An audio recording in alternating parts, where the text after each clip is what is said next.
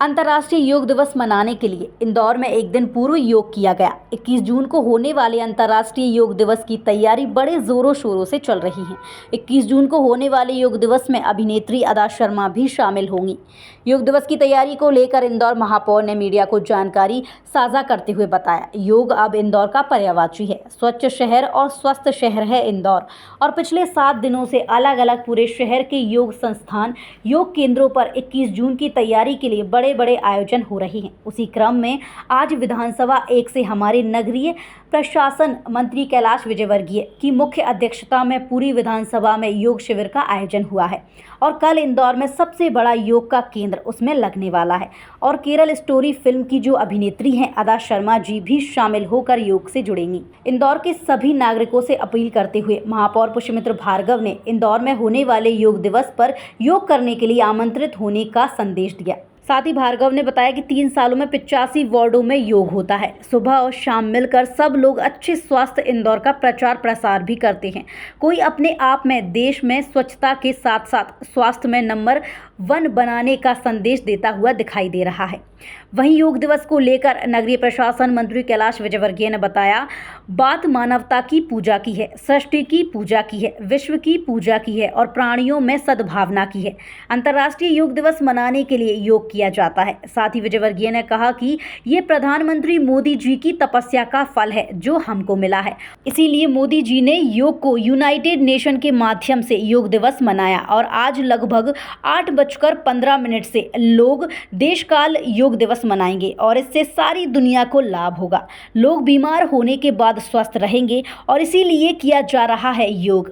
हर मनुष्य स्वस्थ रहे और इसीलिए योग एक तरीके से कल्याण और पॉजिटिविटी लाने का एक बहुत बड़ा माध्यम है। हम प्रतिदिन जब पूजा करते हैं तो नारा भी लगाते हैं कि विश्व का कल्याण, प्राणियों में सद्भावना, ये हमारा एक जयकारा होता है। हमारी जो परंपरा है वो विश्व के कल्याण की है, प्राणियों में सद्भावना की है और इसलिए हमारे देश के यशस्वी प्रधानमंत्री नरेंद्र मोदी जी ने योग, जो हमारे ऋषि मनीषियों की तपस्या का फल है जो हमको मिला है, हम खुद ही खाना नहीं चाहते, हम सारे विश्व को खिलाना चाहते हैं और इसीलिए मोदी जी ने योग को यूनाइटेड नेशन के माध्यम से योग दिवस मनाया और लगभग आज 125 से ज़्यादा देश कल योग दिवस मनाएंगे। मुझे कहते हुए गर्व है कि मोदी जी के इस अभियान के कारण हमारे यहाँ योग की क्लासेस, योग गुरु, इनकी जवाबदारी बढ़ गई है और सारी दुनिया के लोग अब हमारे यहाँ आकर योग सीख रहे हैं और अपने अपने देशों में योग गुरु बनकर योग सिखाने का काम कर रहे हैं। ये बहुत बड़ा काम किया है मोदी जी ने, इससे सारी दुनिया को लाभ होगा। लोग बीमार होने के बाद अस्पताल खोलते हैं, बीमार होने के बाद दवाओं का इंतज़ाम करते हैं। ये बीमार होए नहीं,